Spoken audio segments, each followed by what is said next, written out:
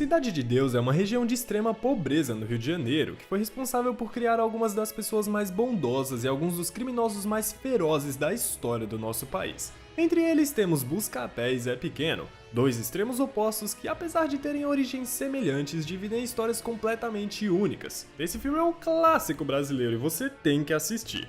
Então vamos nessa comigo que eu te conto como tudo aconteceu. O filme começa com um close em alguém preparando galinhas para um churrasco, enquanto bebe uma caipirinha e escuta uma roda de samba. Porém, uma das galinhas escapa pela rua e um grupo de jovens armados, liderados por Zé Pequeno, começa a correr atrás dela. A galinha dá uma fuga das boas, deixando eles comendo poeira pelas ruas da favela. Enquanto isso, Buscapé está andando pela cidade, conversando com seu amigo sobre querer evitar se encontrar com o Zé Pequeno. A corrida atrás da galinha não para, com alguns deles até chegando a disparar contra o animal, que continua a fugir, chegando até os pés de Buscapé, fazendo com que ele e Zé Pequeno acabem se encontrando. Zé manda ele pegar a galinha, mas ao fundo uma viatura policial se aproxima, colocando Buscapé em meio a um fogo cruzado entre as gangues locais e a polícia. O conflito parece estar prestes a se iniciar, quando a cena é interrompida por um flashback, que nos leva diretamente para o passado de Buscapé, que naquela hora provavelmente começou a ver a vida toda passar diante dos seus olhos. Somos levados para a década de 60, onde Buscapé é criticado por seu colega por não ter sido capaz de defender o gol. A partida é interrompida por dois garotos que chegam em um tom ameaçador, Bené e Dadinho. Parece que eles vão iniciar um conflito, porém são interrompidos por um garoto mais velho, conhecido como Cabeleira, um dos membros do trio Ternura.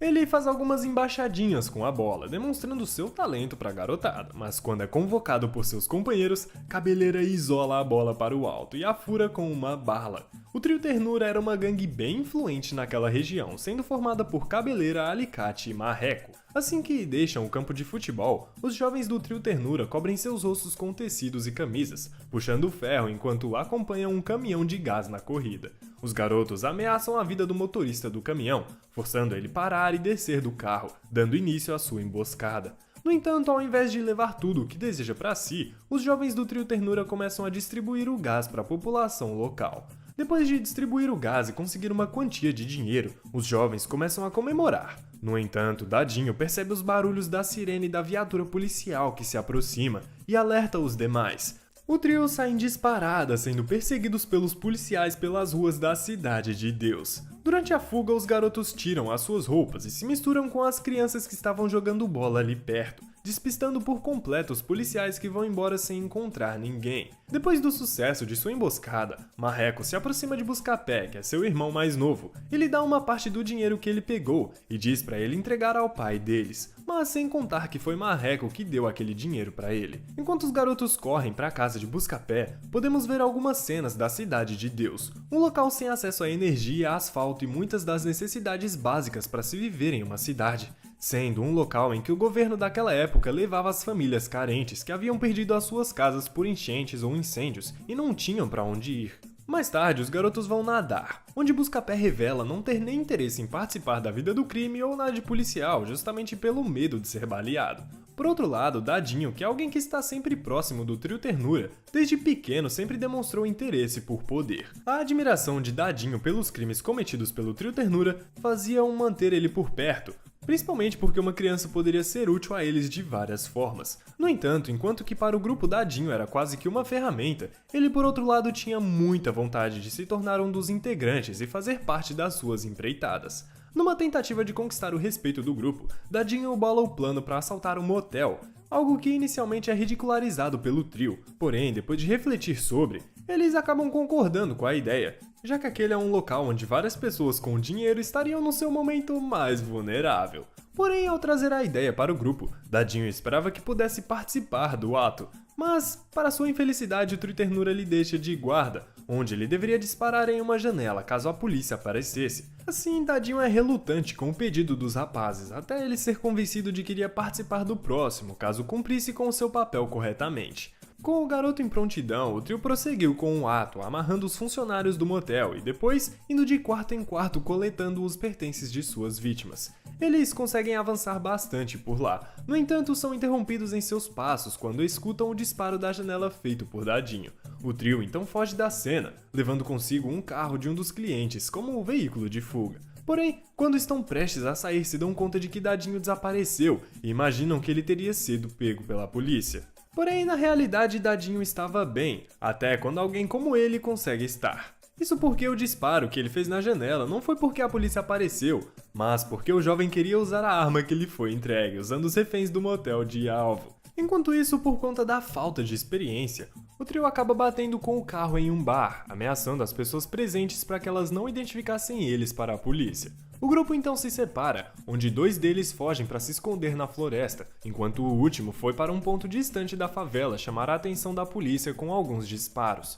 Entretanto, o dono do estabelecimento, chamado Paraíba, não ficou muito contente com a situação. Assim, ele mesmo secretamente reporta o incidente para a polícia e sussurrou para eles o paradeiro dos criminosos, depois revelando exatamente quem foram. Nessa, a polícia passa a madrugada toda procurando pelos rapazes, chegando bem perto em um momento, mas graças à distração de Cabeleira, eles conseguiram escapar. Ele, aliás, nesse processo vai se esconder na casa de uma aliada conhecida, onde ele acaba conhecendo aquela que se tornaria a sua namorada. Alicate, ouvindo que a polícia estava com a intenção de acabar com as suas vidas, decide mudar de profissão, entregando-se para a igreja. O seu maior sinal de que esse era o caminho a ser seguido é que ele chega a ser parado por 2 policiais, mas não reage, meio que entregando a situação na mão de Deus, e o fato dele ser poupado lhe convence a mergulhar de vez na religião. Já Marreco, ao voltar para casa, é confrontado pelo pai, que se recusa a receber o dinheiro que ele pediu para o irmão entregar e diz que dará uma última chance para o filho mais velho. Marreco então esconde a sua arma em uma caixa e faz Buscapé prometer que jamais irá encostar nela. Como os jovens apenas planejavam assaltar o motel, eles imaginaram que não iria demorar para que a polícia desistisse das buscas pelos responsáveis. Porém, por conta das ações de Dadinho, todas as vítimas foram encontradas sem vida no local. Já que aquele se tornou um dos maiores massacres da história da cidade, a polícia estava sendo pressionada pelos políticos para que os responsáveis fossem encontrados. Por conta disso, durante esse período a Cidade de Deus passou a ser pesadamente visitada pelos policiais, que invadiam as casas das pessoas buscando indícios de envolvimento com o crime, assim como suspeitos que eles já tinham em mente por conta do dono do bar. O que complicou a situação é que ninguém de lá estava colaborando e não tinha a intenção de entregar os responsáveis, fazendo a polícia ser cada vez mais agressiva. Alguns meses se passam e Cabeleira ainda está escondido na casa da namorada, que está grávida, e o questiona sobre a condição de vida que os filhos deles iriam ter com um pai fugitivo. Assim, ele propõe para que eles fujam dali, já que o trio Ternura jamais irá se juntar novamente.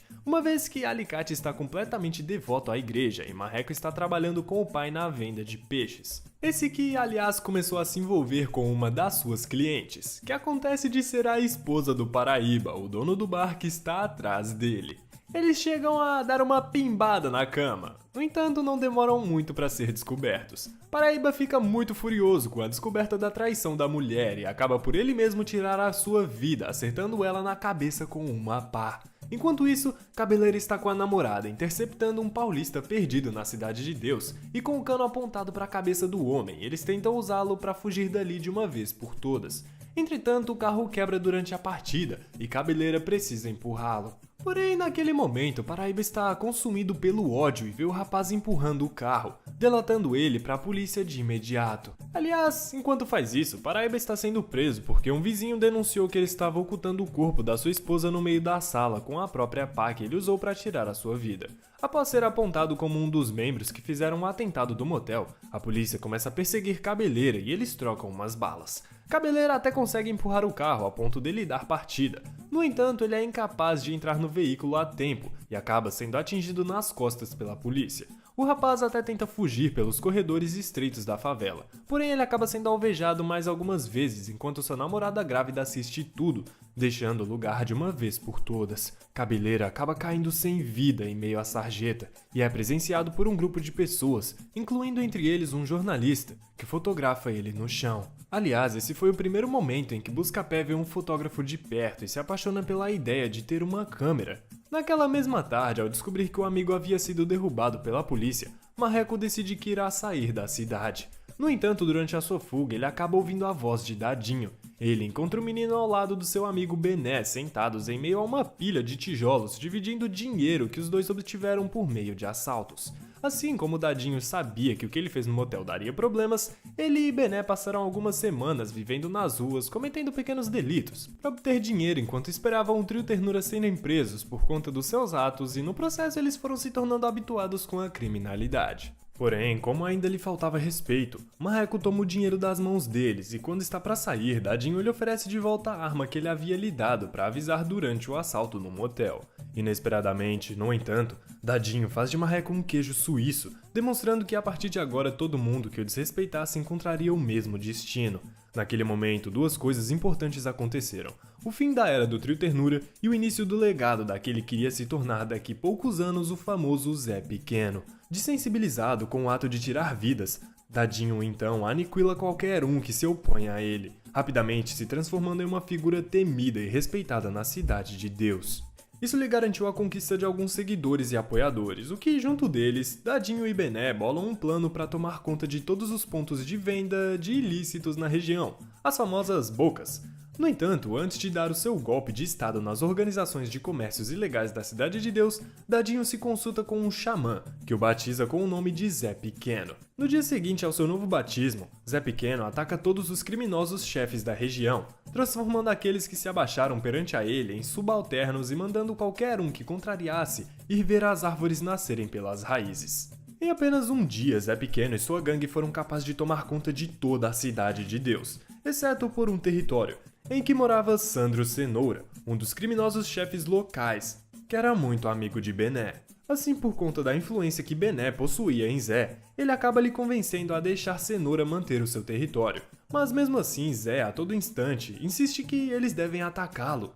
Nesse mesmo tempo, Buscapé estava seguindo seus estudos, onde ele fez novos amigos, dos quais ele era o fotógrafo oficial. Usando uma câmera simplória que ele conseguiu comprar juntando dinheiro ao longo dos anos, desde que viu o jornalista com a sua câmera naquele mesmo dia em que ele perdeu o irmão. Em meio ao grupo, a Angélica, uma linda jovem mulher pela qual Buscapé se apaixonou, porém naquele momento ela era namorada de Tiago, um garoto ruivo viciado na farinha malvada. No entanto, Angélica e Buscapé são mais chegados numa verdinha, e numa tentativa de agradá-la, Buscapé oferece para buscar erva para a garota. Porém, há um problema sério nisso. Como Buscapé tem medo do Zé Pequeno, ele estava evitando pegar uns corres naquelas regiões em que ele dominava até então. Assim, Buscapé vai até um dos seus amigos que é dono da Boca dos Apês, um local que estava fora do território de Zé Pequeno até então, mas que ele tinha que dar uma boa volta para chegar lá. Ele é recebido pelo amigo e está prestes a sair com a sua erva, quando Zé Pequeno invade a sala, uma vez que aquela era a última boca que faltava para que ele tivesse conquistado todos os territórios da região, exceto pelo do Cenoura. Em meio à situação, Buscapé acaba se confundindo com um dos que comandava aquela região. Assim, quando o jovem tenta escapar da situação, ele é parado e ameaçado por Zé Pequeno. Aquele parece ser o fim que Buscapé estava tanto evitando, porém, para sua sorte, ele é reconhecido por Bené como o irmão mais novo do Marreco, e pelo pouco respeito que Zé Pequeno ainda tinha pelo trio Ternura, ele decidiu deixar Buscapé escapar com vida daquela situação. Depois daquele dia, Zé e Bené se tornaram as pessoas mais poderosas da Cidade de Deus, o que, ironicamente, também faz a região se tornar mais segura. Acontece que, quando algum chefe de uma organização criminosa se estabelece em uma região, a última coisa que eles querem é ter conflito com as autoridades. Desse modo, além de molhar a mão dos policiais com dinheiro, eles também combatem toda a criminalidade da região com punições severas, fazendo com que a polícia nunca tenha motivo para ir atrapalhá-los. Assim, durante meses, seus negócios ocorrem com sucesso estrondoso, e nesse período Angélica e Tiago acabam terminando, fazendo com que na fossa ele se torne um dos principais compradores de farinha da região. Em uma das suas compras de rotina, Bené acaba demonstrando seu interesse no seu visual e entrega um maço de dinheiro para que o rapaz lhe comprasse roupas semelhantes. Enquanto isso, Buscapé aproveita a oportunidade para se aproximar de Angélica, querendo fazer dela sua namorada, passando várias tardes com ela e até mesmo a convidando para ir na Cidade de Deus. Isso porque agora, vivendo em um bairro mais seguro e com poucas ações policiais, muitas festas coletivas passaram a ocorrer por lá, e Buscapé vê nelas a oportunidade que ele precisa para ter o amor de Angélica. Porém, para o seu azar, em uma dessas festas, Bené e Angélica acabam se conhecendo e demonstrando interesse um pelo outro. Principalmente porque Bené tem um estilo bem parecido com aquele que fez a Angélica ser atraída por Tiago, justamente porque é Tiago que está escolhendo as roupas de Bené. Triste por ter perdido a garota dos sonhos, Buscapé só quer evitar ficar no seu bairro, assim ele aplica para um trabalho em um mercadinho em uma região próxima dali. Ele trabalhou lá por um tempo e estava planejando usar o dinheiro que receberia de uma inevitável demissão para finalmente lhe comprar uma câmera profissional e poder ser um jornalista. Porém, seus planos vão por água abaixo quando um grupo de jovens da Cidade de Deus invadem o mercado e levam diversas coisas deles. Por Buscapé ser da mesma região que a gangue de crianças criminosas, ele acaba sendo considerado um cúmplice e recebe uma demissão por justa causa, ficando ali sem a garota, sem o emprego, sem o dinheiro e muito menos sem a câmera. Coitado do rapaz. No entanto, a gangue era um problema muito mais sério para Zé do que eram para Buscapé. Isso porque, além do mercadinho, os jovens haviam assaltado diversos locais da região, o que estava chamando a atenção da polícia e trazendo riscos para a operação dele com Bené. A fim de ensinar uma lição para os rapazes, Zé Pequeno, contrariado por Bené, vai até os garotos e os engana, dizendo que iria arranjar trabalho. Porém, no final das contas ele acaba apenas os agredindo. E não apenas isso. Busca eles para ensinar uma lição, mas isso faz do seu jeito, o mais cruel possível. Ele primeiro oferece para os rapazes escolherem serem alvejados nas mãos ou nos pés, e quando os garotos fazem as suas escolhas, ele dispara nos outros lugares. Isso é maldade elevada ao cubo. Mas calma, porque já vai piorar. Já que com eles, Zé também levou um jovem que estava querendo fazer parte da sua gangue, e como um ritual de iniciação, ele força o rapaz a tirar a vida de uma das crianças de sua escolha. Algo que irá voltar para morder o calcanhar de Zé Pequeno, mas isso é papo pro futuro. Isso porque, do outro lado do bairro, Buscapé está totalmente desesperançoso, chegando na certeza de que tentar ser uma boa pessoa jamais irá levar ele a lugar algum. Enquanto Buscapé está sem dinheiro, trabalho e namorada, aqueles que se entregam para a vida do crime possuem tudo aquilo e muito mais, pelo menos na sua visão. Desse modo, ele e seu amigo decidem assaltar um ônibus usando a arma que foi deixada para trás pelo seu irmão. No entanto, é nesse momento que eles conhecem o Mané Galinha, um ex-militar que estava trabalhando de cobrador naquele ônibus e que acaba sendo uma pessoa muito gente boa, o que faz os meninos desistirem do assalto. Depois dessa tentativa frustrada, eles até tentam fazer mais um assalto, no entanto acabam se deparando com uma atendente muito bonita que dá bola para Buscapé, entregando para ele seu número em um papel e pedindo para que ele ligasse para ela mais tarde. Eles até tentam mais uma vez quando se deparam com um homem perdido pela região. No entanto, durante a carona, eles também acabam fazendo amizade com ele, e Buscapé usa o papel com o número do telefone da menina para bolar e com isso, mais uma vez, todos os seus planos são frustrados. Eu tô começando a ficar com muita dó desse rapaz, o cara não consegue se dar bem sendo uma boa pessoa e muito menos tentando ser alguém ruim. Impressionante. Por outro lado, Bené e Angélica estão ficando cada vez mais próximos, até que decidem em algum ponto juntar as suas coisas e fugir para uma região afastada, onde passariam a viver juntos em uma fazendinha. Que coisa linda! Isso deixa Zé Pequeno furioso, já que ele mesmo tem dificuldades para encontrar um amor e começa a sentir que a Angélica está tirando seu amigo mais próximo. Tomado pelos ciúmes, Zé tenta se aproximar de uma garota, que o dispensa dizendo já ser comprometida. Mais tarde, ao descobrir que o cara que ela namora é bem bonitão, que no caso é o próprio Mané Galinha, Zé acaba o humilhando publicamente para ele se sentir melhor, mas isso não é suficiente para resolver as dores que ele está sentindo.